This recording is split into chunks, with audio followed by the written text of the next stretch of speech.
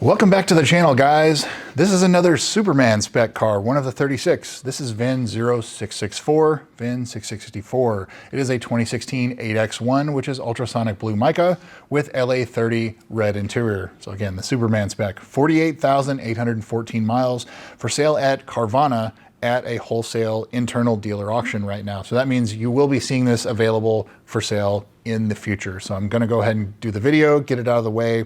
And it's for sale in New Jersey, and it's supposed to run here in a few days, and I'm gonna not post this video until it runs, so we will see what it sells for, and I will jump in right here, and we'll talk about the price real quick.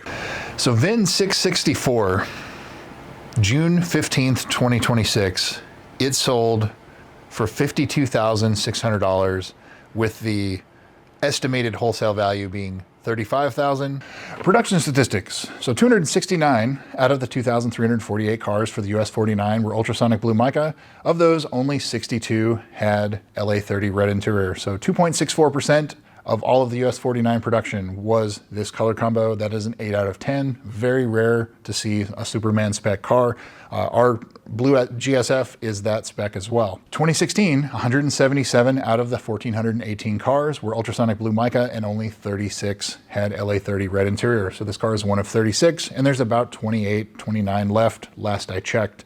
So it's a pretty rare example all around. As far as options go, it has the 2Q, which is all-weather floor mats, Mark Levinson, orange calipers, PC, which is premium paint. The ultrasonic blue mica was the only color that was an additional charge for any of the colors. It has Z2, it has a trunk mat, it has a cargo net, wheel locks, and key gloves, the little leather surround for your key fob. But it doesn't have lighted door sills, it doesn't have glass brake sensors. Pretty standard options for how this car is equipped. Carfax, Epic VIN, and AutoCheck. Carfax shows this as a 2-owner, 1 damage event in May of 2017 to the front, and my 2024 Carfax also shows the same. Epic VIN shows this as a 2-owner, no accident car, and AutoCheck shows this as a 2-owner, no accident car. So this is a 2-owner, 1 damage event to the front, 9 years ago, car, clean title car. Previous sales. So this car first went on sale in February of 2016, $87,500 in New Jersey, and it sold 10 months later, December of 2016, December to remember, to a buyer in New York State. Then it popped up in February of 2018, $61,500 with 3,000 miles. That's a hell of a depreciation hit in New Rochelle, New York, at a Mercedes-Benz dealer, and it sold in about a month. But it looks like it wasn't registered, and then it was for sale 6 months later at a Lexus dealer certified pre-owned. So maybe it's a 3-owner, had about a 6-month history there, but it could have been, maybe a dealer bought it and just drove it as their personal car, never registered it. That kind of sounds like what's going on there. But August of 2018, certified pre-owned in Massachusetts, $58,000 with 6,500 miles, and it sold in November of 2018, so like 3 months for sale, and it went back to New York State. And now here, Carvana wholesale in New Jersey, 49,000 miles, and it sold for. So now to the photos. The auction states that it has a minor engine issue, and it appears that it is serpentine belt noise. So it probably needs a new drive belt, that's about it. The left mirror housing is peeling. The rear bumper has multiple heavy scratches. It states that all 4 wheels are damaged, so probably curb rash. It needs 4 tires.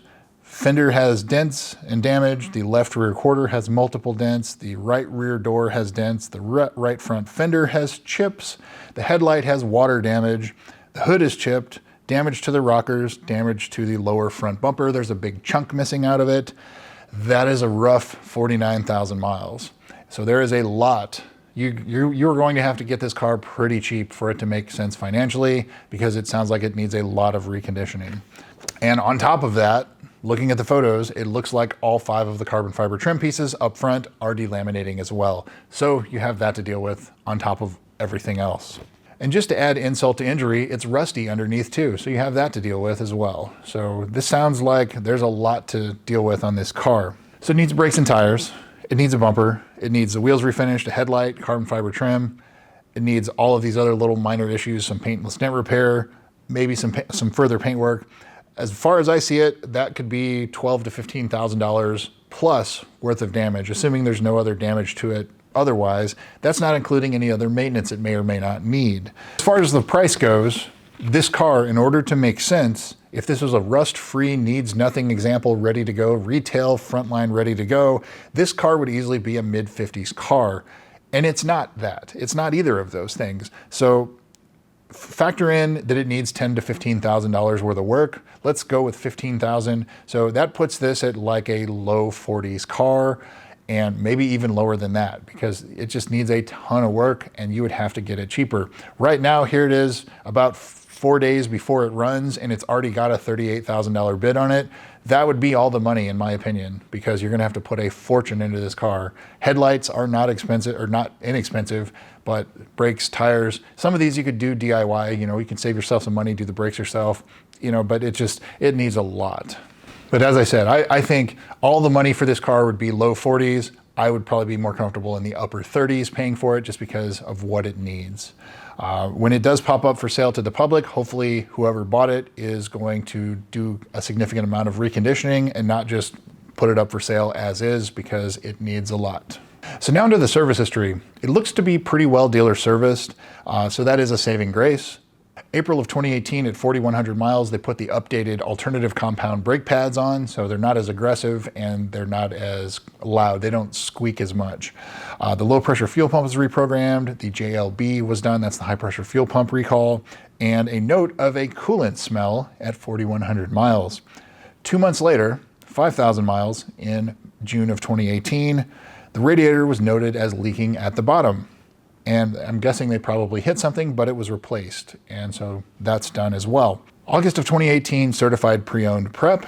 February of 2020, 19,000 miles, the KLG was done. That's the GPS location reporting incorrectly, so that's done. 2 rear tires and front brakes were recommended at $1,380, and it was not done there. August of 2018, they replaced the driver's side B-pillar trim cover, so right where the seatbelt is, and they ordered a new center console lid. It doesn't say if it was installed. I kind of assume it was. September of 2023, 47,000 miles, an oil change. So this car 3 years ago, it had like 1,500 miles put on it since then. So it hasn't been driven a lot. It's been sitting, and it's pretty apparent. You see the pretty significant rust on the rotors just from sitting too. So what's not done? The valley plate, as always. So you may have to deal with that on top of everything else. So $15,000 worth of work, and now you're gonna add another $2,000 or $3,000 on top of that. The ZLZ, so the sticky dash, this is still covered, December 7th of 2016, so it's covered until December 7th of 2026. So you still have about another 5 or 6 months left on the coverage. So if it's a sticky dash, at least you get that covered. HVAC servo sweep hasn't been done, so make sure everything's fully warmed up, cycle through, one side max hot, one side max cold, switch, make sure everything responds. If it doesn't, then there is a fix. It's not free anymore. But if that doesn't fix it, then you have to replace some of the servo motors, and the dash has to come out in order to do some of those. It's not due for the 60,000 mile service just yet. So that would be another 12,000, 11,000 miles. But just on time, I would probably still do fluids. I would do coolant, even though it was done back in 2018 when the radiator was exchanged or changed out. Brake fluid, TVD service, torque vectoring differential, the transmission service, the drive belt. There's a complaint about the drive belt making noise, so that's something I would probably address. So that brings me to, would I buy this car?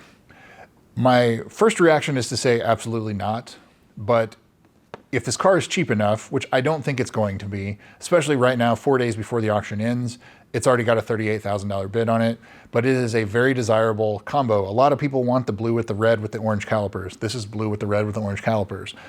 So it's a very desirable spec, but it is a New England car. It's rusty. It's, you know, fairly, it's okay on maintenance history. It's not great, but factor in it's going to need brakes, tires, maybe valley plate, carbon fiber trim, all of this other cosmetic issues, a new bumper, because there's a piece missing from it.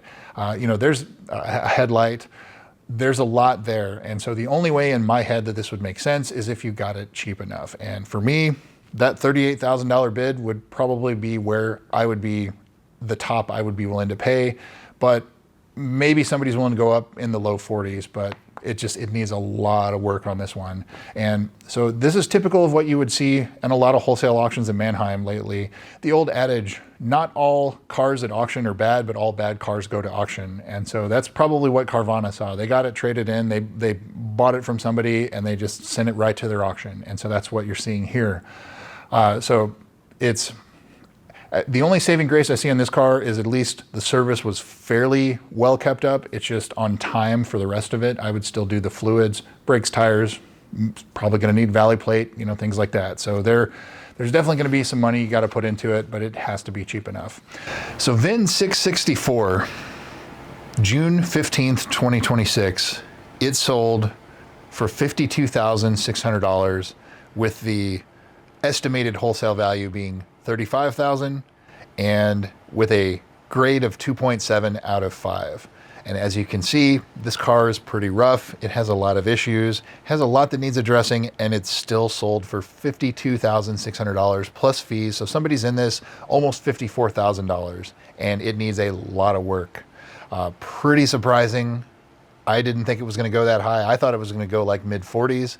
And there's just so much interest in these cars that the price is going high, and even the dealers are onto it. And so they know that these cars are selling high, and they are smoking hot right now. So this car at $52,600, where it needs, I think somebody overpaid for it, but maybe I'm wrong. You know, this market is red hot right now, and I think that for the right buyer, if they do the right amount of reconditioning and everything, there may still be a price for it. But I think that when this car goes up for sale, it's probably going to start with a 6 for the price because of how much they're in it.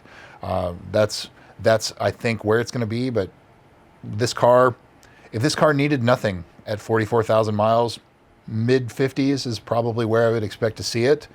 So that tells me they've basically paid market retail if it needed nothing. And as you've seen, it does not need nothing. So that's what I've got for you guys.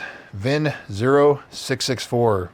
You may or may not see this one coming to market soon, but it just shows you where the market is on these cars right now. It is absolutely insane.